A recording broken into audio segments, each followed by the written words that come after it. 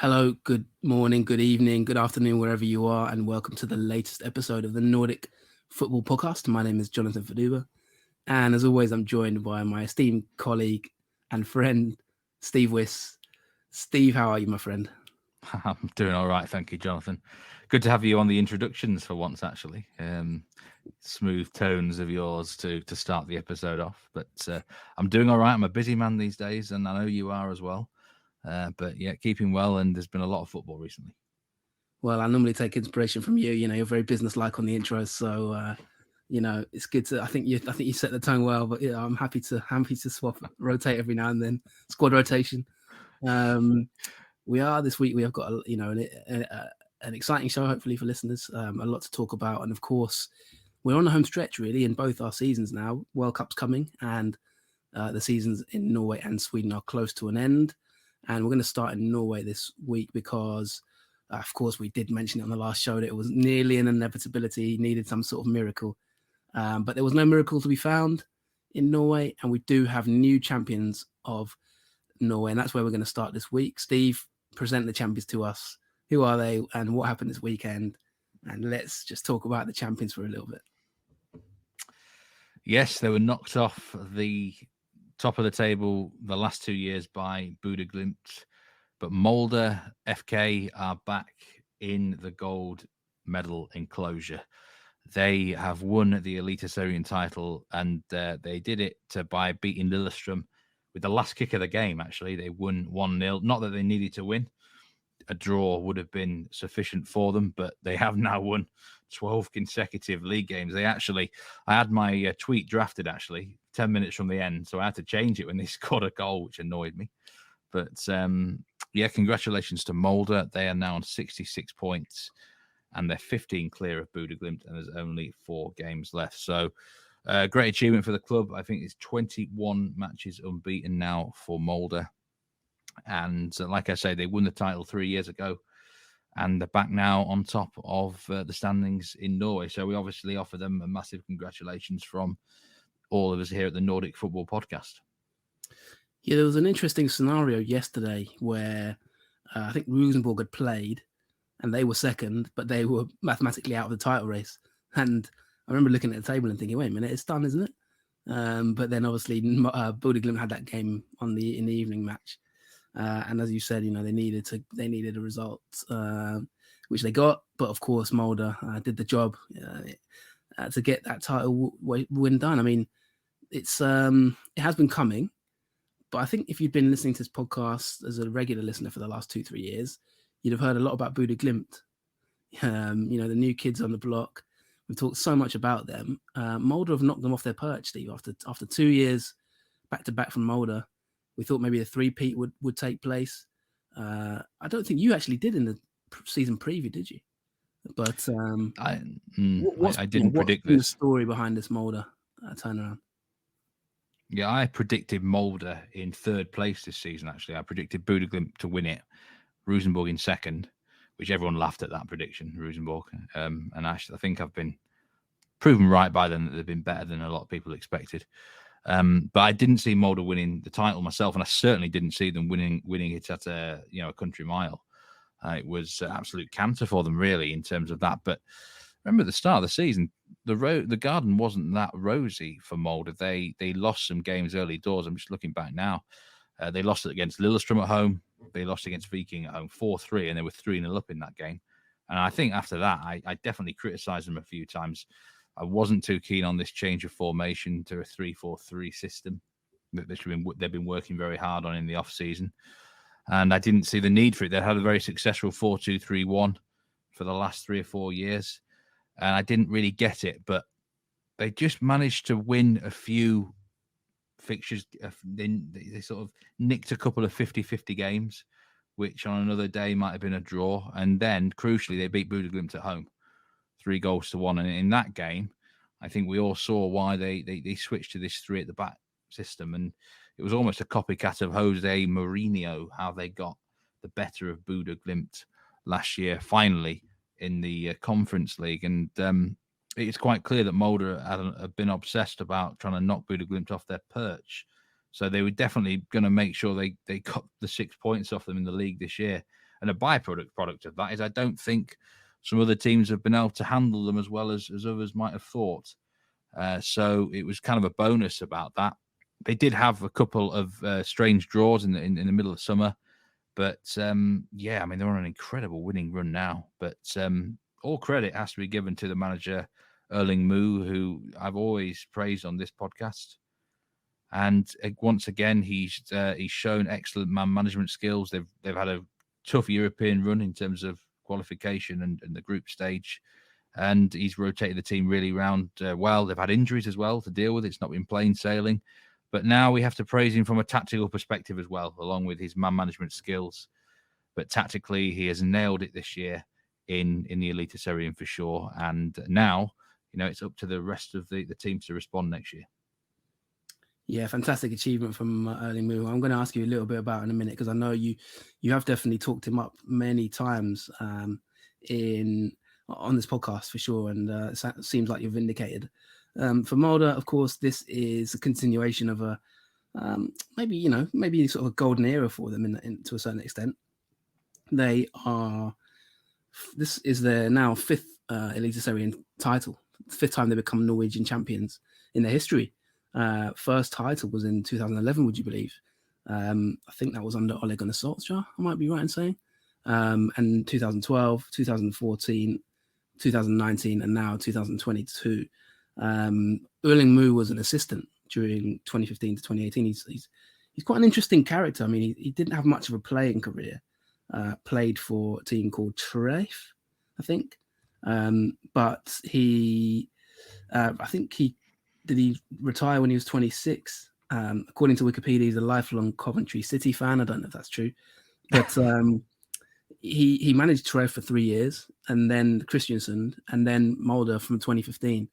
We talked a lot about managers like Kjetil Knutsen. We talked about Solskjaer in the past. We've talked about a lot of managers, but Moe, I feel like I feel like he's still a little bit mysterious. Steve, can you just you mentioned the tactical tweak, for example. What kind of manager is he? Character wise, what's he done to sort of, like you said, they had Bodø in their sights. What's he done to sort of rally this team? And just tell us a bit more about him as a character and that kind of thing. You are right I think this is a bit of a golden era for the club. Let's be honest, if Bodø hadn't had their almost miraculous emergence, Molde would have won 4 consecutive league titles in all probability. So, yes, it is very much a golden era for them. And Erling Moe, I think, is a manager who does go under the radar. I think he's underappreciated a lot. He's taken some criticism in the last couple of years for getting beaten to the title by Bodø. Certainly last year, I think it felt like one that got away, because they were in a similar position this campaign as last, that they got themselves a lead. Of course, last year they blew it, but he made sure they didn't do that this particular year. And I tell you what, I've always rated this man in terms of motivation, man management within the squad. I've always enjoyed his rotations and things like that. And it's clear he has a good relationship with his players. I've always seen that. I think the players have always fought really hard for Erling Moe and played really hard for him. I never really had him down personally as this great tactician, though, to be honest, because they always played 4-2-3-1. And that in itself I kind of admire that, because a lot of the best managers, they've always kept the same formation throughout the whole career, haven't they? And it works. If it isn't broke, why fix it? And he made this big decision to change from 4-2-3-1 to a variation of 3-5-2, 3-4-3, whatever you want to call it, 3 at the back system. And that takes some balls, I think. It's brave. You move away from something that you used to your whole life. And I think there's no doubt about it. The focus of their hunger has been on Bodø all winter, and they were desperate to get on. They played them 3 times this season and beat them 3 times. They won the Norwegian Cup final, of course, as well. And that was 1-0. And I think they've really restricted Bodø twice, 3-1 and 4-1 in the league.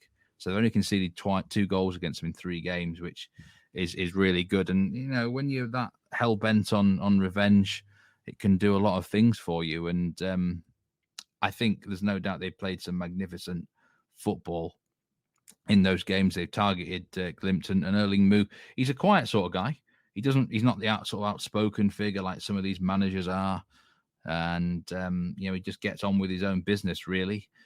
He's a sort of bloke that when he speaks, you listen to him. And, he hasn't been raved about like sort of Kjetil Knudsen, probably because he's not like, the tactical perspective. He's not seen as this tactical maestro or anything like that. But he deserves a lot of credit, and I would certainly rate him very, very high. I always have rated him highly. And I said, even though they haven't won the title the last 2 years and they were the favourites, stick with the man. He will deliver things for them.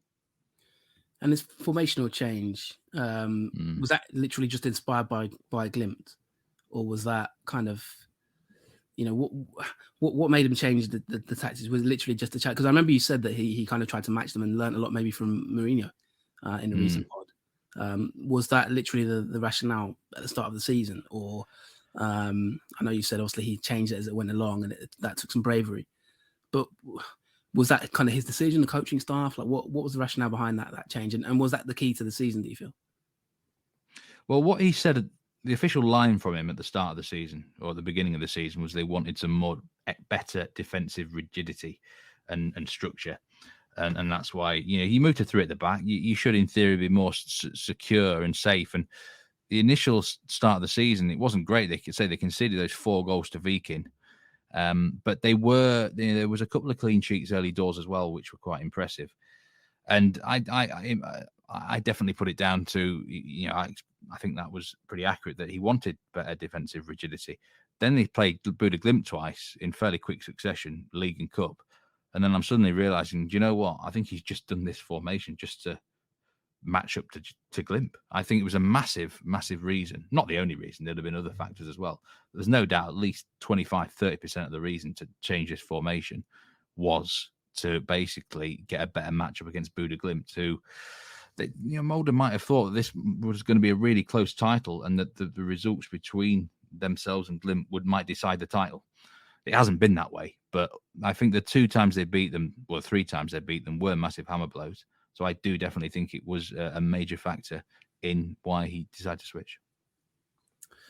Yeah, and just looking at it from a tactical point of view, statistical point of view, our partners Y Scout, Molde had the highest XG in the league. They haven't actually scored the most goals. Glimt have scored the most goals, but Molde do have the highest XG in the league. They've also got the best expected goals against. So from a statistical point of view, you could argue that it's a thoroughly deserved title. Interestingly enough, they're not that high at all in the league for possession. They're the 6th highest team in possession, which is nearly mid-table really for the 16-team Eliteserien. But Buda Glimt 59.8% average ball possession. Molde just 51.8%. That's lower than Sandefjord, for example. But of course, they've found a way to grind things out. They are an attacking side, as I've mentioned. They were the XG, 2nd in the league for touches in the box. Not huge dribblers either, not huge crosses of the ball either. They're quite low in the league for crosses.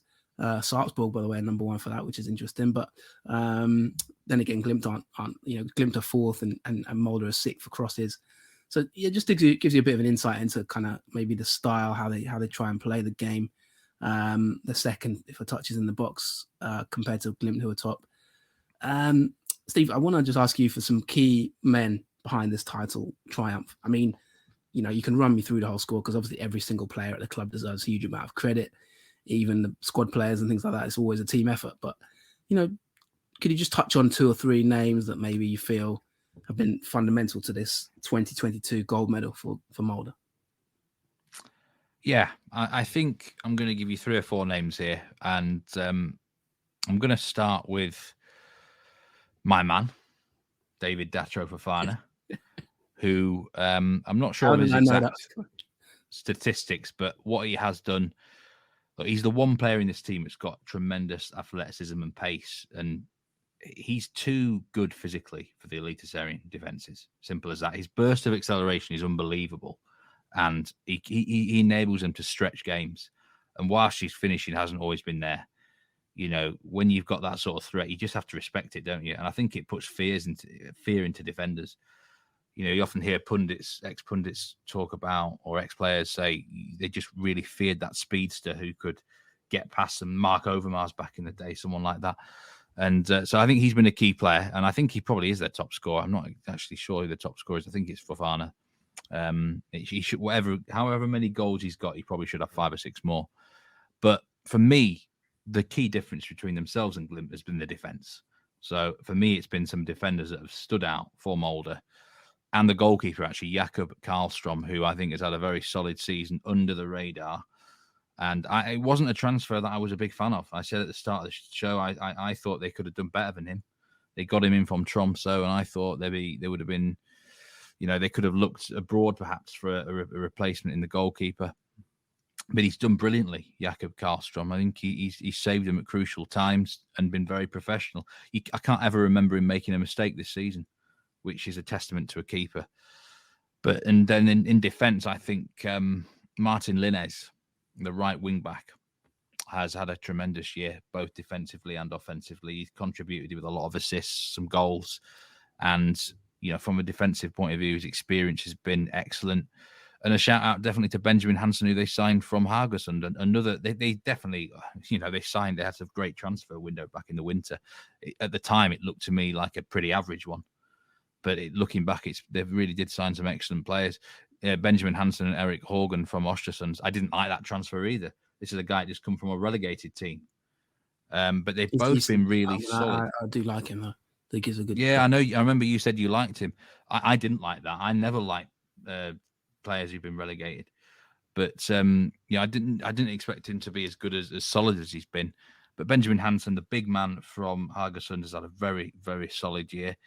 And, that whole defence, you can't question it. It's been the best defence in the league. Berg Rieser as well, who's a converted, basically, left back, left winger into sort of left centre-back. So, really, it's the defence for me, Jonathan. The offence has been rotated around quite a lot, and there's some very talented players. But there's also been injuries in that offence and defence, for that matter. But for me, Martin Linnes has had a fantastic year. And he, like I said before, he's a candidate for me for player of the whole season. But there's been some really even now, probably underappreciated players where they fixed their defence. They basically used to be involved in so many shootouts, and they don't do that now. They control matches more. They don't want matches to become shootouts and like basketball games. And they've been better results-wise for it. Yeah, we also have to give a bit of a shout out. Probably, I mean, it's like I said, the whole squad deserves praise, but we have to give a shout out to maybe Marcus Andre Casa, who's got 9 goals for them. Ola Brynhildsen. He 23-year-old, 16 games, 9 goals. That's a pretty decent return. We also have to just give also one shout out to Magnus Wolf Eikram, who's had a really tough time of it, hasn't he, Steve? Personal circumstances. Do you want to just briefly explain? There was a lot of talk about it on social media after they won the title. Yeah, unfortunately, his wife died recently. After a long battle with illness, I do believe, and there was a minute's silence before the Arlesund game. But he's been very, very professional, and let's not forget, he also had injury problems in the middle of summer. He always has some injury issues each year, but his experience and technical class, there still isn't a better technical player in the league than Magnus Wolf Eikram, and he's been incredibly professional, a great driver of the team. You can tell that he's the heartbeat of the team. Really, everyone looks up to him and respects him. And I think that extra bit of emotion might have just helped the squad as well a bit. Who knows you don't know what's going on behind the scenes, but this sort of thing can galvanize a squad, can't it? I think they're quite a close-knit squad at Molde. And everything's just worked perfect for them this year. And I can't praise them high enough. Yeah, and we send our condolences to, Magnus Wolf Eikram and his family. I remember one of our early episodes, Steve. I think it was The Wolf of Wall Street or something like that, I think we called it. He's been around the block. Wolf Must Stay, wasn't that an episode? Yeah, Wolf Must Stay, that was it. I'm glad he stayed in Norway. He's a pleasure to watch when he's on it, I must say. He's a stalwart of this region, and really sad news, but massive well done to him for keeping his professionalism, as you said, and helping his team, to glory. They're now 15 points clear at the top of Eliteserien. The gap is huge. Plus 40 goal difference, 61 goals scored, 21 conceded, as you said, best defensive record in the league. Glimt second. But I'm going to move on to a different team, Steve. I want to talk about, and this is a nice little kind of segue onto the next section, I guess, but a bit of controversy in Norway. Normally it's Sweden where we have that kind of, I feel like Sweden, you tend to get the more controversy comments and things like that. But what we have had this weekend has been interesting. Rosenborg who, of course, are a massive club in Norway, probably arguably the biggest, you could say. I know fans maybe listening might argue they're the biggest. Others will say they're not, but they beat Strømsgodset 3-0 at the weekend. And of course, they're third in the league. They're 1 point behind Glimt. They're there with 50 points. They put out a statement on their website and on Twitter today. This afternoon, Steve, it went out and it says, simple, short statement. Rosenborg will not stand a guard of honor on Sunday. Now, Sunday is Molde against Rosenborg, the new champions against the sort of historical big boys, Rosenborg. Maybe you could argue it's kind of like maybe, I don't know, maybe I'm trying to think of like an equivalent, but, you know, I can't think of an equivalent off the top of my head right now, but, you know, sort of Bayern Munich, maybe if they just lost the title to kind of, I don't know, Werder Bremen or whoever you want to call Molde. But I'm just going to read a bit of the statement. It says, Rosenborg has no intention of standing guard of honor at Aker Stadium on Sunday. The guard of honor is intended as an act of respect for the newly crowned league champion. We feel that Molde is more concerned with inflicting humiliation on Rosenborg than getting deserved respect. Under no circumstances will we agree to that. Rosenborg congratulates Molde's players, coaches, management and supporters on a well-deserved league championship. We're looking forward to a wonderful fight on the pitch on Sunday evening. And I think reading that statement, Steve, it wouldn't surprise me if there's a fight on the pitch, off the pitch, off the bus. It's time to get on the cards market for this game, isn't it? Right? In the management team, you know, in the cafeteria, even. That is a. I've read some spiky statements at times. That is to the point and pretty spiky. I mean, what's going on here? I think it's quite poor, to be honest with you, from Rosenborg. Isn't it sort of a gentleman's thing down the years that the first match after a team has secured the title, that you give them a guard of honor? I remember even Real Madrid did this against Barcelona back in the day, and vice versa. In fact, I think it's a bit poor. I mean, you don't have to do it, but it was interesting that Molde and Bodø Glimt have had some often a war of words on Twitter the last 2 or 3 years, but it's always felt like there's been an underlying bit of respect between those two teams.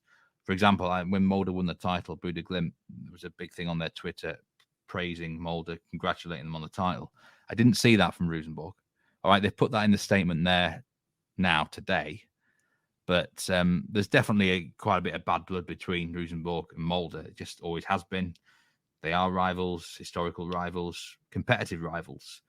And I don't think Rosenborg are obviously very happy. This is now how many years since they last won the title? 5 years. And it doesn't, I mean, obviously they're claiming that Molde are trying to humiliate them. I'm sorry, but you sometimes just have to do it. I think it's a poor show. Whoever Molde were playing against this weekend, I think we should give them a guard of honor. That's just the way it is in football. That's my personal opinion. You don't have to do it, but I think it's a bit of a poor show from Rosenborg there. I think the debate, it's caused a big stir on Twitter. A lot of people leaving comments and things like that. A lot of people agreeing with you, Stephen, saying it's poor, it's bad sportsmanship. Some other sort of majority of the other comments I've seen seem to sort of be a debate about has it ever been a tradition in Norway, and many people suggesting that maybe it's never really been a tradition, and that they don't need to do it. I suppose it's kind of a modern thing, isn't it? It's become a modern game, maybe kind of gesture. But you're right. You know, is it? I guess that's the debate. You know, has it though? I think it's often been done. It always growing up, I often saw this, and it was often. I say it's not that often that titles are sewn up before the final day, anyway.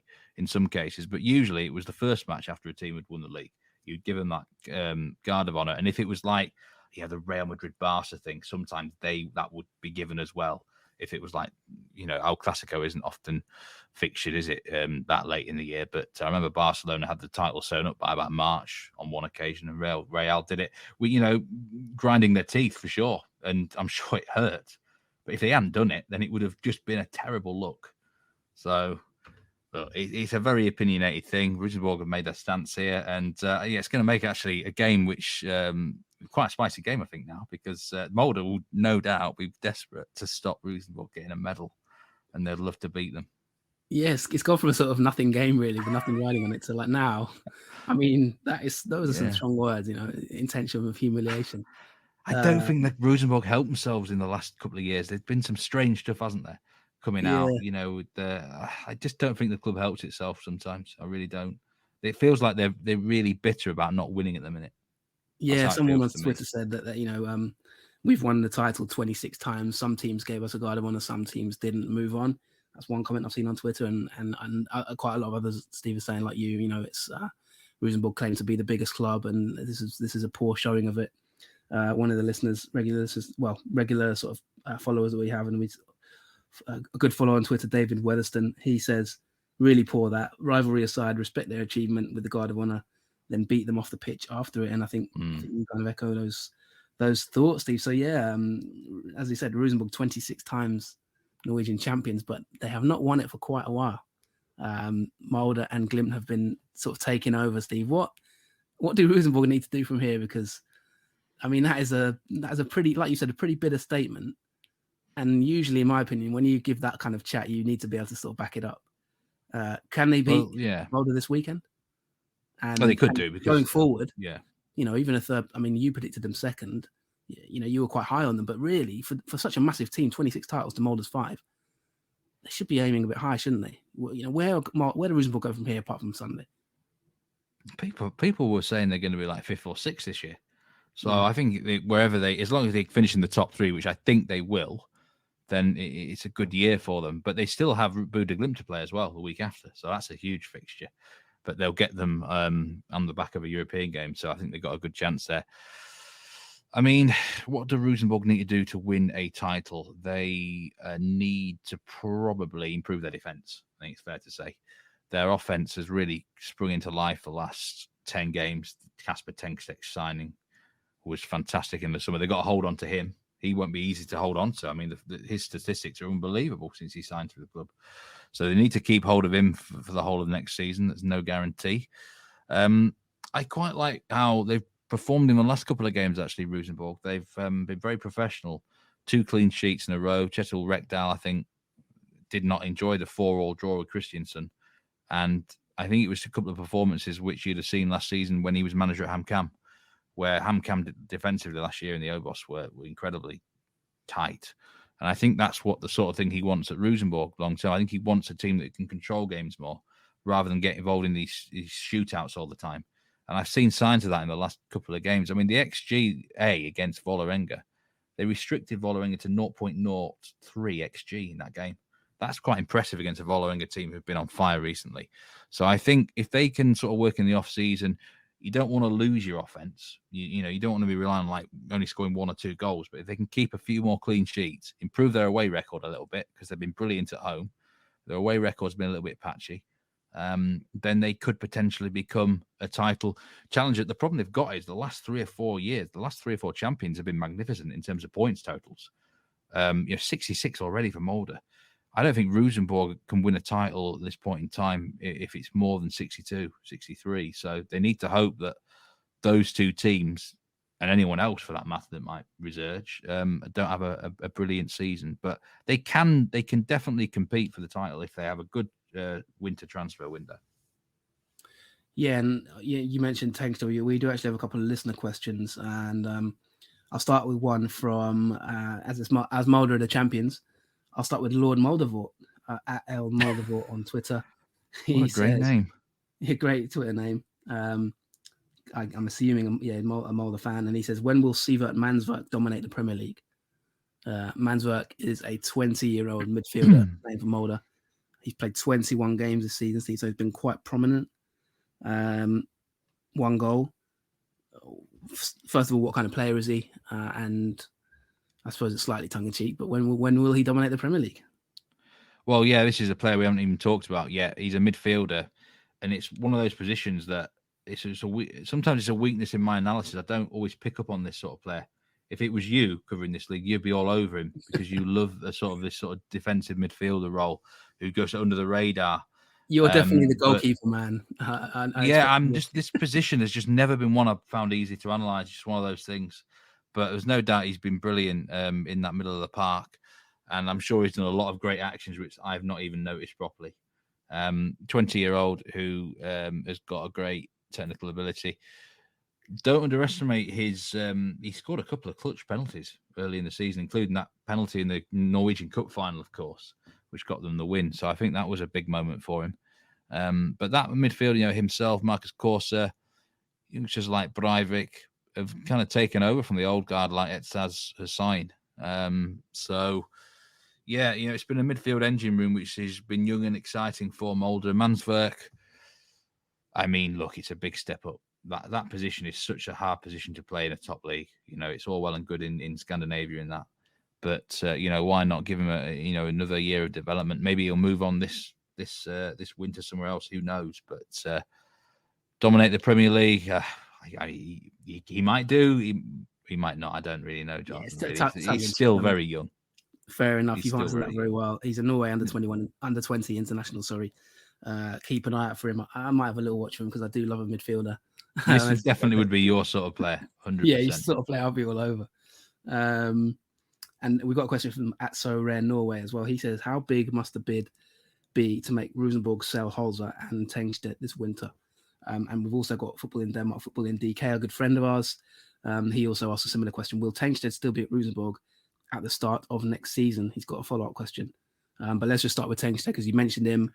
We did talk about him last week. You described him as the real deal. Steve, I did say you should clip. We got to clip that little analysis he did of Tengstedt. It was brilliant on the last show. If you haven't heard it, go back because Steve gave a great analysis of Kasper Tengstedt, his all-round game, his ability, and he did say he's the real deal. That was a quote. Steve, how much will it cost, do you think, for a club looking at Tengstedt for next season? In answer to Sorare Norway and Football in DK's question, and is he sort of maybe likely to go? Is it something that could actually happen? Definitely, because we know if a bigger club from abroad comes in that offers good wages, why would he turn them down? How much did Erik Botheim go to Krasnodar from Bodø Glimt? Was it about £6 million? Maybe I think it would take something similar to for Rosenborg, maybe between £3 to £6 million, I would say. I think it's probably likely he will go. It almost feels like he's been too good. This sort of thing just catches the eye way too much. And there's always thing is in January, it was always desperate teams out there. And they might look at this lad and think, do you know what? Let's take a punt on him. And they overpay and then obviously give him good wages and he's not going to turn them down. So I could see him leaving the club. And as soon as rumours start flying around, the player himself, his head can get turned, can't he? So, yeah, I think... Yeah, I mean, you're right. You're right on... Sorry, go on, sorry.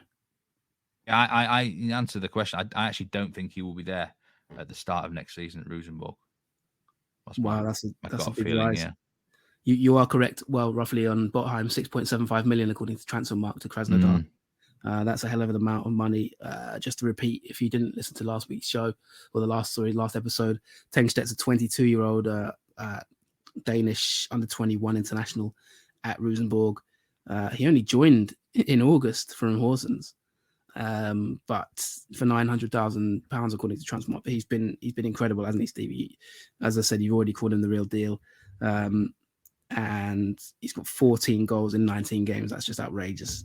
That was for Horsens, sorry, and he's done even better in Eliteserien. 9 games, 11 goals, 6 assists, according to Transfermarkt again. So, yeah, he looks like maybe you're saying he won't be there. Hopefully that answers your question. Steve, very just briefly on Holzer. What would the build have to be? And could you just explain who he is, what position? Holzer's a very versatile player. He can play pretty much anywhere out wide. He can play up front. He can play as a midfield central runner. I think he's even filled in at wing back sometimes. So he's a very versatile player. Light on his feet, agile, got a little bit of a burst of pace. I think it would probably take about a couple of million, maybe £1 for him to move. It wouldn't take a huge fee, I don't think. And they get some decent money for him, but he's the sort of player that I reckon could be snapped up and, maybe would end up back in Norway in a couple of years later. So that's how I see it. Will he be there next season, start next season? Probably, yeah, more chance, I would say, of him being there. And just Henry at Football in DK's second question. He's asked a question about another player called Raitan. He says, do you see Reitan keeping his place next year at centre back for Rosenborg? Yeah, I think he's a really solid player. Is Erling Reitan? He can play right back as well. That's his primary spot. He's not a snazzy player. He's not a fanciful player. He just gets the job done. And I think, solid and dependable. I think every team needs someone like that, don't they? So absolutely no reason why he won't be there and being a big part of the Rosenborg defence next season. And thanks very much, Henry, for the question.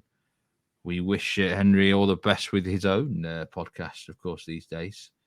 It's been good stuff. Good to see him branching out and really covering the Danish league to an incredible level. Perhaps he'll have us on the show one day and roles will be reversed. Yeah. So, no, thank you to Henry. Thank you to Asso Ren Norway. Thank you to Lord Moldavort as well. Some great questions there. We do have some questions in Sweden as well, which we'll address in part 2. But before we wrap up part 1, Steve, you've done great in this little section. I've enjoyed your chat. But let's just talk about the relegation battle before we wrap up part 1. Yeah. Some big results in the week just gone. I'm just going to read out some of the results. Do you know what, Steve? I've been listening to sort of a few other podcasts actually. Shout out to the Belgian football podcast. I had listened to them, and I've been listening to one or two others. And do you know what I noticed? That they start the episode with all the results, and sometimes I think to myself, like, we kind of like drop the results in the middle of the show, don't we? Kind of. I don't really like that because let me just read out the results anyway. For some of the key relegation games. Tromsø 3, Odd 2, Arlesen 0, HamKam 0, Tom Dent. There, Christiansen 0, Haugesund 1, Sandefjord 1, Jerv 2. Obviously, we had 6-0 win for Vålerenga for Bodø/Glimt against Vålerenga away, massive result. And Viking 0, Sarpsborg 1. Some big results there in that relegation battle. Jerv, really a huge win for them, isn't it, Steve? Just to keep them above water, just about. But what's just your take on? I mean, if I just read the bottom 5 of the table, we've got 12th Arlesund, 13th HamKam, we've got 29 points Arlesund, HamKam 27 points, relegation playoff Sandefjord 23 points, 14th. Christiansen in the relegation playoff in the relegation zone 15th, 18 points, and Jerv 16th, bottom of the league, 17 points. We've got 4 games to go. Jerv have a game in hand. They've played 25. And Arlesund have a game in hand. 3 from 5 there, Steve. Is it 3 from 5 now? And which 3 now? Have you changed your mind at all based on what's happened this week? I just want to talk about Viking for 1 minute, because in the last show I gave a bit of a sensational prediction, didn't I? That they would finish as low as, was it 11th, 12th? And do you know what? It's still on. They've got Jerv next, but their results have been terrible. If you look at their results, the last 20 results are shocking. Do you know what? That was a big win for Jerv, but a really crucial loss for Sandefjord. I think everyone had Sandefjord down. You know, when you're penciling in who's going to beat what and everyone had Sandefjord down for winning that game. And I think they themselves had it down as a win. Massive hammer blow for them not to get 3 points in that game. And I think if they finish 14th, I think they're going to go down. I think that they'll lose the playoff. They just have no momentum at all. They're winless in 11 games. And they're very lucky that Christiansen have failed to win the last 4. Christiansen, I feel, will look back at this. They've had opportunities to catch Sandefjord, and there's still 5 points adrift of them. Now, Christiansen play Jerv last game of the season. So they've still got a good chance of 3 points in that one. Jerv now are only 6 points behind Sandefjord. If they beat Arlesund on Wednesday, suddenly Jerv could have the miracle. But I think the best that Christiansen and Jerv can do now is the playoff. Not mathematically, but HamKam and Arlesund were loving those results below them on Sunday. That 0-0 that they played out, that was a pretty good result for both teams, actually. I would expect Arlesund to beat Jerv this Wednesday, secure their survival. And HamKam, I think, are just about going to have enough. They've got a nice fixture against Godset coming up. And I would expect them to win that against Godset at home, because Godset are sinking like a lead balloon as well. So that's the way I see it right now. Jerv, I still think will finish bottom. I think 14th to 5th. I think that's how it finishes now. Christiansen, I would like to see Christiansen survive. I really would. I think if Christiansen can get in 14th, they'll stay up. I think they'll win the playoff. And I think Hamkam or Allison would win the playoff as well if they were sucked into it. But I think Sandefjord lose the playoff game. So that's the way I see proceedings. Yeah, a massive deflected goal from Diallo for Yerv to give them the lead. Then Brendan and Ofkir got a consolation in the end. It was after 12 seconds, that goal from Diallo for Yerv. Incredible start. Massive sort of Frank Lampard style deflection. But yeah, that will be all for part one of the show of Norway. Massive congratulations to Molde. I think since we've been doing this podcast, I believe they've won it. Is that twice now? Maybe 3 times? It might be the 3rd time. Yeah, I think so, Jonathan. Just quickly before we finish this section, Stabæk are now 2 points away from automatic promotion in the Obos League again. And congratulations this evening to Fredrikstad, who have now officially escaped relegation. The biggest, probably the biggest, one of the biggest clubs in Obos. Fredrikstad will be in Obos again next year. Let's see them. Branner up this year. Let's see Fredrikstad go up next year, because I really want to talk about Fredrikstad on this Nordic Football podcast a lot more.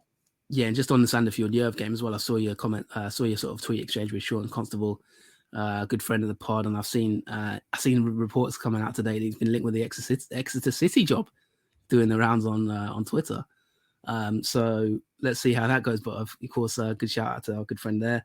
It's actually Molde have won it twice since we've been doing this podcast, Steve. We haven't been doing it that long, 2019 and 2022. So well done to them. Maybe we're a good omen for them, because they've never finished below 2nd since we've done this podcast. That's amazing, isn't it? Yeah. I think I'm right in saying that. 2017, 18. The Molde era. No, there was one year when they had Haaland, they were a bit lower. Yeah. Like 4th. Second. That was as low as they went. Really? Is it? I don't think they've... There was maybe 1 year. Maybe I got that wrong. I might be wrong there. 17, 18, 20 and 21, they finished runners-up. Right, 19, fair play. They won the league, so... Fair play. Coming up in part 2, and the shout out to obviously Tom Dent as well. They're battling away with Hamkam. In part 2, we'll talk about Sweden. There's no champion yet, but we have had some big developments. We will talk about all that after this short break.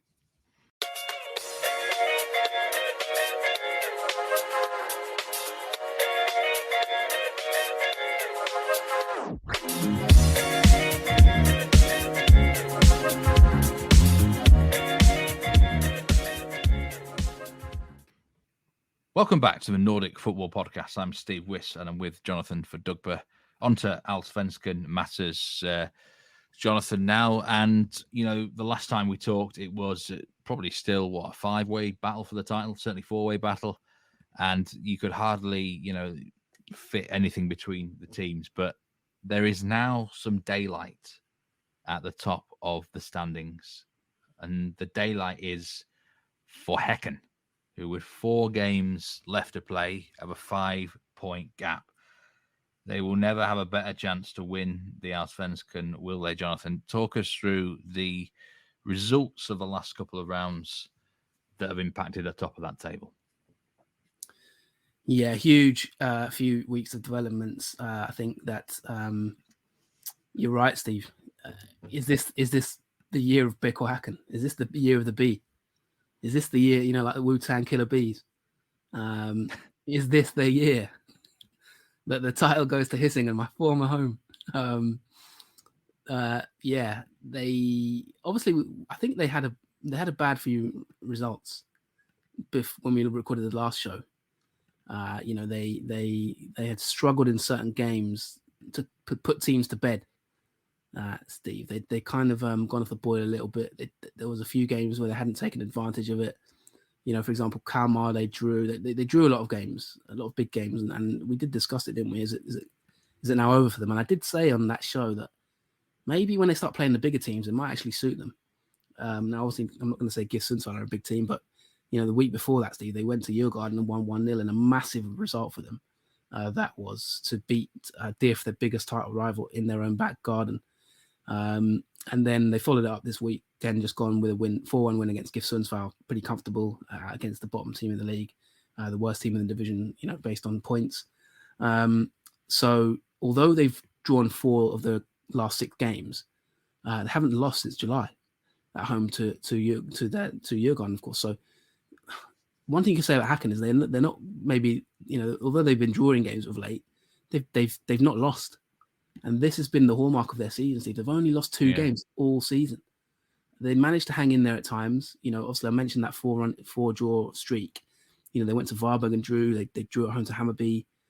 They drew away at Kalmar. They drew at home to Degerfors, and we thought, wow, this, they've thrown it away here. But Steve, they're top of the league, and there's not long left. They've got some tough fixtures, though, haven't they? The excitement is rising. Not easy. The excitement is rising in Gothenburg. They do have some tough fixtures. They're 5 points clear, but 3 out of 4 wins and they're champions. To repeat, they've never won. They've never won Allsvenskan in their history. This is the most points. Yeah, this is a Leicester City style situation, Steve. This is historically one of the smallest teams in Gothenburg. You can compare them to sort of Örgryte, Gais. Örgryte have multiple Swedish champions, floundering these days in the second division, and the mighty IFK Göteborg, who can only dream of winning a title this moment in time. But could it be the tiny sort of region of Hisingen, Beko Häcken's year? The next 4 games, Steve: Häcken, AIK away, Malmö at home, IFK Göteborg away, the derby, and then Norrköping at home. Now that is, I've said that they sometimes do better against the bigger teams, but they're gonna earn this title. They're gonna win it. But they are on the home stretch. A really sort of nice day out. There was a nice scene on Twitter. Blair Turger, I think his little baby daughter, there's a video that went kind of viral, and I think it was announced that the Swedish FA are going to investigate it or something. I don't know, but some people were making comments about it. But basically, his daughter was sort of kicking the ball into an empty net, as you do when you do a sort of a lap of honour, and all the fans were sort of cheering his little daughter kicking it into the net. It was very cute. But that just sums up the mood. There's a real feeling now. I saw a lot of Häcken fans on Twitter yesterday, sort of watching that derby between the Stockholm derby and wanting AIK to do them a favour. But they've now midweek got to go to AIK and get a result themselves. So they're not far away, Steve. Yeah, fair play to Häcken. There's no doubt that 1-0 win at Jurgen was that we might look back on that win and that's where they won the title. But I also feel that the GIF Sundsvall game came at a perfect time. It was just what they needed after such a tough game in Stockholm, maybe sometimes an emotional come down. They get to face GIF Sundsvall, who, quite frankly, terrible, and certainly defensively terrible anyway. And I think that was a lovely time for them for that fixture to come. Now they've got to reset again. I would certainly fancy them the last game of the season. If they had to beat Norrköping, I'd fancy them to beat them at home. But before then, there's still some very difficult games to come. And is the key in those 3 games going to be their defence, do you think, Jonathan? Because it's that defence that's actually quite improved over the course of the season. It's not conceding as many goals as it was in the first half. Yeah, they have improved defensively. They've improved it all round under Per Metis Hogma. I have to say, the change he's brought into Häcken has been unbelievable. I didn't really know much about him in terms of, obviously I know him, in terms of his career, but I've never really studied him as a manager. But if you remember where Häcken were kind of a year and a bit ago when there was such big expectations and they basically flopped massively. It's like blowing lead out of a balloon and blowing all the hot air out of a balloon. People talking about Häcken, talking them up, and they did nothing. And this is kind of the season after that where it's like everyone was like, well, we thought you were going to be good last year and you weren't, so we don't really care anymore type thing. But yeah, they've just upped their game, Steve. They really have. And they've improved offensively. Obviously, Yeremyev has been incredible. And although he's gone off the boil a little bit in recent rounds, he's not scored in a couple of rounds. But just like you said, defensively they've become good. I think they've made some great signings in the window. Gustafsson, they've strengthened in all areas of the pitch. Really, they've brought a lot more experience in at the back. Players like kind of Hovland and a few others. I think Johan Hammer's had a good season. One maybe little slight worry for them is, of course, Yeremyev's got a bit of a knee injury going into this midweek round. So will he play or not? I'm not sure. But all in all, they're really they're getting a few players obviously back from injury now as well. Mikael Rygaard, who's been phenomenal, I think, for them this season. They just found they've almost redeveloped their whole squad and just found player after player after player, Steve. It's almost the opposite of Malmö, really, whom we may speak about, in terms of for every signing they've made, Häcken, it's kind of they've improved the team in the last year or so. Whereas with Malmö, it's like every player they've signed, it's just hit and miss, really. Just they seem to be not getting anything right recruitment-wise. It's the complete opposite for Häcken, in my opinion. Simon Gustafsson, he's had a few injury problems, but he's coming in and done quite well. Yeah, they really look good, and they're not far away now. If they're going to win this title, they have to earn it, because, I mean, EFK, for example, they do not want Häcken winning the title. I can tell you that for sure. So when they play that game, that's going to be massive. I wish I was there for that one. And of course, AOK this week, and the rest of the running. But even if they don't win it, Steve, this has been an incredible season for Häcken. Even to make it into Europe is a massive achievement. It's just can they do the job now? So the point standing 54 points for Häcken, Hammarby on 49, Djurgården on 48. The Djurgården team have now lost 3 consecutive games in the league, although they're doing really well in Europe. Kalmar in 4th place on 47 points. They haven't lost a game in quite some time and continue to impress. And Kalmar have still got to play against Hammarby, I do believe. So Kalmar, I mean, they could potentially finish second here. Definitely, they look like they're finishing the season really well. Icor in 5th place on 47. Feels like Icor being 5th all season, threatening to get into that top 3 that just can't quite manage it. And then in 6th place, Malmö on 42 points. And I don't even know if it's mathematically possible they could still win the league. I think it is. If you had said that to me, if I'd asked that to you at the start of the season, with 4 games left, Malmö can't win the title. I mean, you'd have called me mad, wouldn't you? But of that chasing pack, then we'll talk about Malmö in a minute. But of that chasing pack, who's impressed you the most recently? It has to be Kalmar and Hammarby at the end of the day. Hammarby are hanging in there. They had a couple of a bit like Häcken. They went on a sort of a long streak of winless games. They went 5 without winning, lost 1 and drew 4. But then again, they did have another. It was again they had a tough run. They had AIK away, obviously Stockholm derby, another Stockholm derby which they drew against Djurgården. They had Häcken away and then Malmö away. So then they got smashed by Norrköping, but they've recovered well. 2 relatively sort of straightforward games. So then they beat Varberg 5-1. They were really good in that game, just blew them away. To be honest, way too good. Bojanic got some goals. He looked good. Basara had a really great game. And then it was basically 3-0 at half time, and just after half time 4-0, and the game was done. And then they followed that up with a really good win against Mjällby away 3-0 again. They blew them away in the first half an hour, basically. Nilsson, Fenger, and Ludvigsson. Again, Basara played quite well. Again, they just flew it on all cylinders. Really nasty injury, by the way, to Nilsson. It was one of the worst head injuries I've seen. He fell into the goal when he scored. He had to go off, and I've read today saying it's been stitched up, but it looked horrible, to be honest. Really sickener. He fell like straight on his head onto a metal sort of plank, and you could see like blood like straight away pouring out. It was really nasty. Hopefully he recovers well, but that was a worrying incident. But yeah, Hammarby have impressed, and I think Kalmar, you've got to give massive praise. I know there's going to be a certain Twitter follower. I think he's asked a question as well, Steve, so you might want to ask me that. But yeah, I think tongue in cheek, we did talk about them maybe finishing in the medal places. This could happen. They're 2 points off second. They're not even out of the title race, to be honest. I mean, it's 7 points with 12 remaining. They're not going to win the title. Let's face it. But I mean, you can't rule them out of maybe getting a medal place at this stage. Maybe getting European football.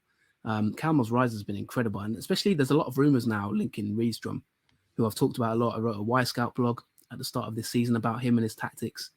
Dedicated a whole blog on Y Scout to Rydström and his coaching style. They have done so well of late. They're unbeaten in their last 8 games. They've won 3 on the bounce. Relatively comfortable games, obviously Helsingborg and Värnamo, Värnamo's a tough place to go actually, and they beat Elfsborg away as well, which was a massive result in my opinion. But yeah, Kalmar are looking really, really good. They've got no pressure on them really. No one really thinks they're going to win the league. No one really expects them to do much, and they're just sort of under the radar, plugging away. They've got Mjällby, Sirius, Hammarby, and GIF Sundsvall to end their season, and they could, if Djurgården continue to slip. Obviously, Djurgården, their big problem at the moment is balancing European football with the league, because they've been so good in Europe. They're having some fantastic results. places, tough teams they've got as well in that group, to be fair to them, that they're beating. And but they just sort of, I think that fatigue is affecting them in the derby this weekend just gone. They lost it, of course. They got a nice little break because of the hooliganism, which we have to talk about. The long break that nearly got the game actually called off against AIK, but they lost the game 2-1, and that's three straight defeats, as you mentioned. So Kalmar could sneak in there and get top 3. The questions then. Actually, I just want to go on. This has been asked a couple of times about Bilal Hussein. Is he going to stay at AIK after December? Juan Sanchez Granicia asks, I hope it's pronounced that way. I say, will he stay at AIK after December? And there was someone else that was asking about Bilal Hussein as well. It was the same person, I think. It's the same person. Sorry. Yeah, Same person. Yeah, this is obviously, I think you're better answering here, Jonathan. I don't know if you know anything about this. Yeah, there's a lot of rumours with Bilal Hussein. It's, I think, Juan Sanchez Garnica. I think my Spanish is slightly better than yours, Steve, there. A lot better than mine. I don't know a word of Spanish. But yeah, thank you to Juan. He says about Bilal Hussein's contract as well. According to Transfermarkt, he says it's contract up at the end of the year. There's a lot of rumours with Bilal Hussein that this is his last year in Allsvenskan.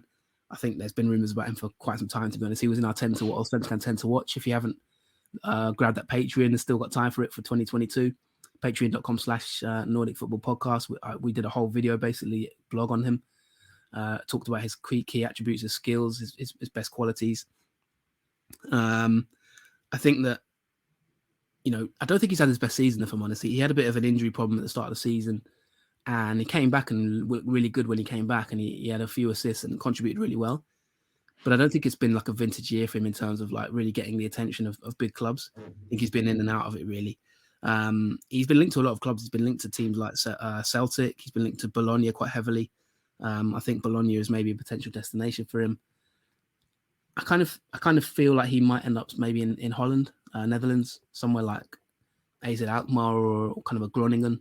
They recruit a lot from Sweden. They've got, so for example, Palos Abraham, former AIK. They've got Daleho Erendus, former Beko Häcken. So I'm not quite sure if Bilal Hussein is ready for Serie A, if I'm being honest. Not like Isaac Heen, slightly different position. Obviously, Hussein's a midfield player, good on the ball. But I think he's got quite a lot to learn. I think this season's proved that he's got quite a lot to learn. I think there's a huge amount of potential there. I think he's a very good passer. He's quite creative. He's quite sort of intricate and clever. But I don't think he's maybe a bit like sort of Mansvert, you talked about in part one, that kind of tricky midfielder that, I tend to like. But I think there's elements of his game, physicality, I think he needs to improve. I still think like creativity-wise, he's not like top level. I think he can improve a little bit more on that. So I don't think he's ready for like a top league, like maybe Serie A, or he's not nowhere near Premier League level yet, in my opinion. He's got the potential. He's a very, very promising young talent. But I don't think he's ready for. I think his next step would be maybe a Belgium or a Netherlands. That would suit him, in my opinion. If a bid comes in, it's a bit like what you said in part one, Steve. If a nice bid comes in, I think AIK would probably be open to selling him. I think he is a key man for them, but they've got Yassine Ayari as well in midfield. Obviously, Seb Larsson's always doing well there. It's going to depend on, who the new manager is, for example. They're still looking for a permanent head coach. I don't think that's been announced yet. So yeah, in my personal opinion, maybe someone like Feyenoord or PSV would be a great move for him. That's my opinion. So I've got a question for you, Jonathan. Actually, are you going to be doing anything for Halloween this year? Are you into Halloween? Are you a Halloween sort of person? You know what? I was actually. I don't know where you're leading with this question, but I'm going to tell a bit of an anecdote. I was talking to the missus actually about saying the other day that I've never actually really celebrated. I've never actually gone out on Halloween ever, really, and like done the whole dressing up thing and all that. And so no is the answer. But I wouldn't mind doing it, So where are you going with this? Well, I can tell you where I'm going with it, because a certain ghost reappeared, didn't it, on Sunday in the derby at the worst possible time for Djurgården. Djurgården won, AIK 2. I think you were tweeting on an FP account and you were asking predictions. I straight away came in there and I say AIK win. I knew they would win this game. It's the sort of time that Djurgården would just not deliver. And lo and behold, there it came. But it wasn't really the big story from this match, was it? The actual result necessarily. There was several incidents inside the stadium which led to a delay. Yeah, it was pretty. Let's be honest, pretty nasty scenes. The game got. I mean, I've said this. I said this on the last show. I said there's been a lot of stoppages in Allsvenskan this season where games just get stopped for like 10 minutes. I mean, some of it's been because people have like collapsed and unsavory incidents. Fans in the stadium maybe having an illness or something like that, and games stopping. And I did say, it's been. I've noticed been like almost every week that there seems to be like a game will get stopped for like 5-10 minutes. And the problem in England, obviously, Steve, we don't have English commentary, so sometimes there's no commentary at all. So you're just kind of watching you're just watching a screen and wondering what's going on. And sometimes it can be worrying. You see, like, I remember I think it was Degerfors Djurgården game where like people are running everywhere and everyone's like frantic and it's like quite scary. You don't know what's happening. But obviously it was pretty clear what was going on Sunday. Basically, Djurgården and AIK fans started chucking flares at each other. I think the Swedish police have come out today and said it's a victory for hooliganism, and basically said that the hooligans have been celebrating because they nearly got the match called off. Stadium had to be evacuated, partially evacuated because of the people chucking flares. Obviously, quite serious. Live flares being chucked at people. There was an eyewitness account saying, for children and stuff. I think like fans came out of the stadium. There was one sort of mini report saying that the fans' children were really, really like traumatized by what they saw and loads of fights and stuff going off. These two don't like each other one bit. Djurgården, and they call it the twin derby, but these are like evil twins. They don't. There's no love lost between these two. But you're right in terms of matters on the pitch. I mean, it was really bad off the pitch in terms of just, I think, for such a showpiece game at such a crucial time. I mean, if the game had been called off, it would have been a disgrace because AIK were comfortably winning at that point, and they were, it was almost like Djurgården maybe wanted the game to be called off. AIK were much the better team in my opinion. I think it maybe fatigue probably maybe did play a bit of a part in it. It's been a massive issue, I think, for Malmö and Djurgården, just balancing the two. I think it really does affect Allsvenskan teams because they really have to raise their level in Europe. They're not used to that kind of playing teams like Union Berlin or again, even Molde, obviously in Djurgården's group, they're not used to that kind of level at times. And then you play 2 or 3 days later, and to raise it again is tough. Smaller squads, it's not like the Premier League where you can rotate. I think it does really affect them, and Djurgården have massively been affected by it.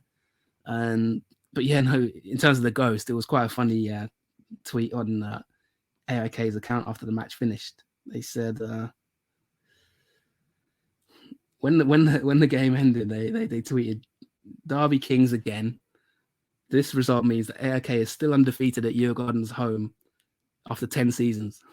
So since Djurgården moved into this, I think their new arena. It's an incredible head-to-head that they. I mean, never obviously they have. They did beat them early in the season, the reverse fixture, I think, didn't they? And they have had a bit more success in these derbies, but they really needed a result. There was an interesting little poll as well. Häcken fans got together during this match, and they put a poll out and they said, which of the Stockholm teams do you dislike the least? And it was Hammarby, Djurgården, or obviously Häcken fans were all wanting AIK to win this match for the title. And there was a poll going around, and it was said, which of the teams do you dislike the least, Djurgården, AIK, or Hammarby? A lot of the rationale was basically saying Hammarby are, I'm quoting from Twitter users, I'm not going to name them, but a lot of the opinion from the discourse from the Hammarby Häcken fans was Hammarby are more plastic. They're the more plastic. So basically, AIK won the poll. They said they're the most likable Stockholm team. Really? Right. They said that Hammarby fans are all plastic and they don't like them. They said Djurgården fans are too arrogant in their 20,000 krona jackets. Think they're the big dogs. And they said the AIK are not so bad and they're more likable. Now, I know 100% if there's a Djurgården fan listening to this pod or a Hammarby fan, we're going to get tweets in saying, how dare you and stuff like that. I'm just saying what was said on Twitter. This is not my opinion. But it was an interesting poll nonetheless, just getting a bit of a gauge for which teams in Stockholm other teams in Sweden like. But yeah, basically, long story short, AIK have dealt a massive blow to Djurgården's title hopes. I almost wonder if AIK might think of losing on midweek to Häcken. Might they just sort of Well, I thought that, this is and like then a I Liverpool looked at type thing, they're still in the hunt for medals, aren't they? I think if ICOR weren't in the hunt for medals, they would throw the game, yeah, because they absolutely hate each other. It's an They would. interesting I one. mean, the fans would. The players would never throw a game, of course. Seb No, Larsson but suspended, it's which is a key part. But I think fans would be. There's no way fans want to beat Häcken and then let Djurgården come in and nick the title. That's for sure. well, you don't throw a game, do you? You just kind of sometimes it's just hard to get yourself up, isn't it? It's just the way it is in football sometimes. So that's a good question. I mean, who do you think is my favourite of those three teams? I know you're a Hammarby fan. Well, the thing is, I'm not necessarily. It's like I don't really. Oh, I'd probably lean Hammarby, but only because Martí Fuentes is there now. It's like I don't hate any of them teams. I don't really have a strong affiliation with either. I'm kind of fascinated by all three. It's an interesting one with me. So out of three, which would you choose? You can't just. I can't choose, and I'm not Normally normally a fence sitter. I'm not normally a fence sitter.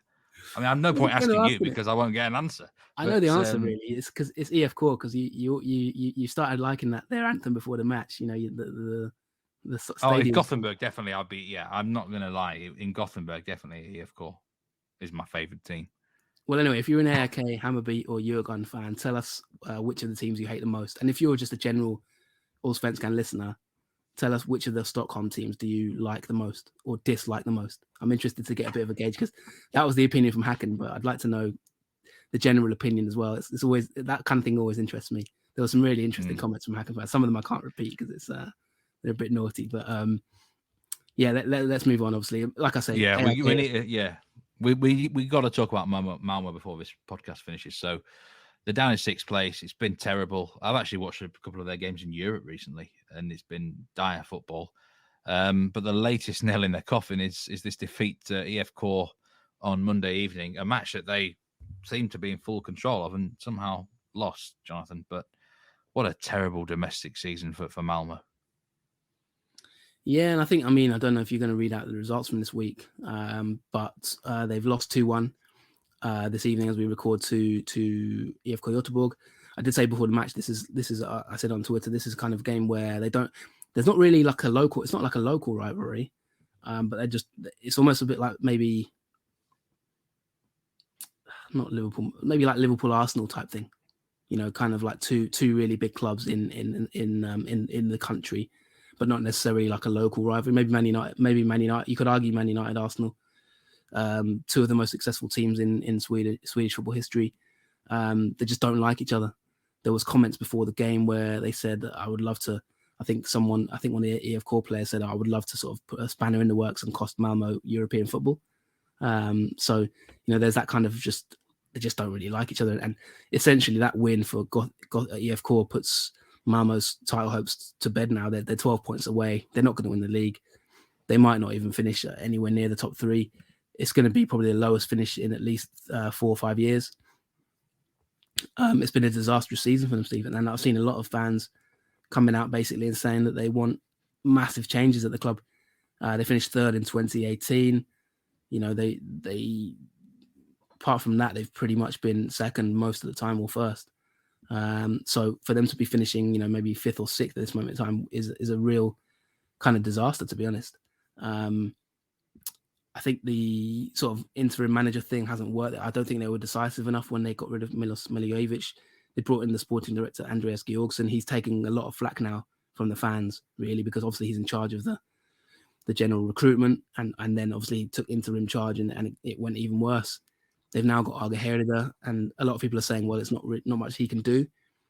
But I thought tonight in the EF Core game, I thought the substitutions he made, they were in complete control of this match, and then all of a sudden, he made a few changes, brought Zidane off, brought one or two others off, and I felt like they just gave away the game. A massive howler from one of the substitutes as well, that let in Gustav Norlin for a tap-in, absolute comedy goal. And then a bullet header from Johansson, brilliant header from a corner to sort of win the game for EFK out of nowhere. I thought Malmö would go on. Kiese Tellin scored. I thought they would go on and win this comfortably. There was a period of 20 minutes or so in the early second half where they were just in complete control and you felt like they're going to easily win this. EFK have been in quite bad form, actually, in recent weeks, not playing well. But yeah, out of nowhere, EFK got the win and move themselves into seventh place. Malmö in 6th now. They're 5 points off 5th. And with only 4 games remaining, it's really looking like they're going to struggle, of course, with European football to battle as well. They've lost all of their games in Europe. They're out of Europe already. So they lost a late penalty against Union Berlin. It's just eight defeats out of 26 games for a team like Malmö with all the finances and money behind them. I think there's going to be a major inquest into Malmö at the end of this season that might end in a few people a little bit higher than the manager, potentially having some scrutiny on their positions. I watched that game against Union Berlin. I thought they actually defended quite well. They offered absolutely nothing going forward, and that's been a big problem for them this season. And it was only a 1-0 defeat. I thought they deserved a draw, to be honest. No idea how Union Berlin are top of the Bundesliga, by the way. But yeah, in terms of that match tonight, I mean, Malmö themselves have had more managers than Watford this year, haven't they? It's incredible. And EF Core, I wonder if that win might have almost saved Mikkel Stara's job, because he just seems to get into this rut of results sometimes, and I do wonder still if he does he need to beat Häcken in a couple of weeks' time to really get back in the flavour with the fans, because they were horrendous for an hour in this game. They didn't even have a shot for an hour. I mean, that is appalling. But that mistake, and then the place was rocking, wasn't it, after the equaliser? And I think they fed off the emotion of the fans. And I think I always felt from like the 70th minute onwards, they were the most likely team to win. So, yeah, it just shows you, doesn't it, stay in a football game, only 1-0 down, and you're always in the contest, aren't you? So, tough times for Malmö. And let's see how high they finish. It was. I have to say, I think it was Oscar Levick who made the error. By the way, I think I said Reeks, but it was Levick. He's come out and sort of apologized and said, said sorry. There's a really, really great quote I've got to say, Steve, from Dennis Hadzikadunic. He came out and said, "We are like Santa Claus this season. We only give out Christmas presents everywhere we go." And yeah, they were, as he said after the game, they were in control in the first half. They felt like they were in control. EFC didn't create anything, and then they give away a cheap goal, and then they let them win the game basically. I think Levitsky came out and said he feels terrible for what he did in terms of the mistake. But I think there's a lot of talk about maybe will Herrera get a new contract. I think you mentioned they're going forward. I think their attack is so disjointed. They really need, I think, a massive sit down. Obviously, we had their chief scout, didn't we? Robin Asterhead. He's a new chief scout. Obviously, we had him on the podcast about a year ago. I think they really need to sit down, because the recruitment's just kind of like up front today. They have Buya Toure, Kisa Tellin, and I forget who else was on up front for them. I think it was, I know Toivonen came on. Just trying to remember who was up front, Steve. It's completely left me, but they're just so disjointed up front. Like there's no sort of patterns of play going forward. Zidane came into the midfield. He was dropped for recent games. They don't really have much speed. Like Buya Toure, I've been a massive fan of his when he was at Djurgården. Brilliant player in Allsvenskan, in my opinion, but he's been nowhere near the level. I think Malmö fans have really kind of got on his back. I heard boos when he was taken off. I don't know if that was from EF Core fans or not, but they just seem really disjointed in attack, really turgid. They don't have much pace. I think the recruitment's been really kind of they lack in a lot of areas. That they're quite an aging team. Which is mad, isn't it? He's done quite well, but he's a bit old now in terms of, he was there. He went away and came back again. He was brilliant 2 years ago. Fired them to the title basically under Thomason. Toivonen missed a massive chance to make it 2-2. He was so good 2 years ago. Had a long injury last season. Was out for several months, and he's not been the same player. It's just in general that there's no real like inspiring players at Malmö that you can maybe even the fans can sort of look at and go, yeah, you're my man, who you can get behind. I saw a comment on Twitter saying, bring back Herrera and Ismail Diawara, the goalkeeper, and leave everyone else in Gothenburg. And that's pretty much the vibe at the moment. There's no one really that the fans kind of take to. So I think there's real question marks about Malmö recruitment over the past year. Well, I think we'll call it there. It's been a long episode. So unfortunately, maybe we'll have to leave relegation talk until next time. Not an awful lot has changed down there anyway, Jonathan. But always good to hear from you, my friend. A midweek round coming up, of course, for Sweden, which is interesting. And by the time we next talk, well, we might be on the cusp of potentially a champion. So, It's going to be interesting times ahead. Do remember to follow us on the socials at Nordic Footpod, at Meatman Soccer, at JF Football. And we continue this mega busy period of football. Everything's got to be fitted in before the World Cup. Yeah, and I just want to address one final question. We had a question from Partying Like Sana at Lader2891. He says, will BK Häcken be crowned champions? I am going to say yes. Oh, there's one other question here from Carlos Adres Nino. Is Vålerenga the most followed team in Norway, home and away? The answer is no. The answer to that question is Fredrikstad. Is that it's actually Rosenborg? No, it's actually Rosenborg.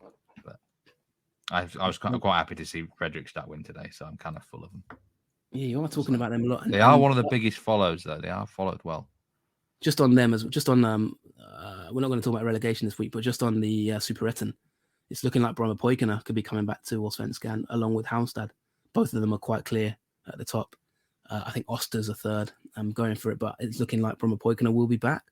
So that'll be all for this show. Thanks so much, Steve. And you've already said where we can find you, but we hope to have a bonus episode on Patreon. I need to sort of give my apologies because it's been my fault really in terms of absence. Lately, I've been quite hectic period for me, snowed under. So there's no culpability on Steve's plate. If you want to scream at anyone, tweet me. Very valiant of you, Jonathan. Very valiant of you. We will try and continue that as the home stretch comes in and bring you as much content as we can. So yeah, that'll be it for this week, Steve. Good to talk to you. And on Bromma, a team, the wheels were set in motion by a certain Mr. Sean Constable. That's all I'll say. So all the best, Jonathan. It's been a pleasure. Take care, everyone. Stay safe, and we'll see you next time. Goodbye. Congrats to Molde. Take care, everyone. Bye.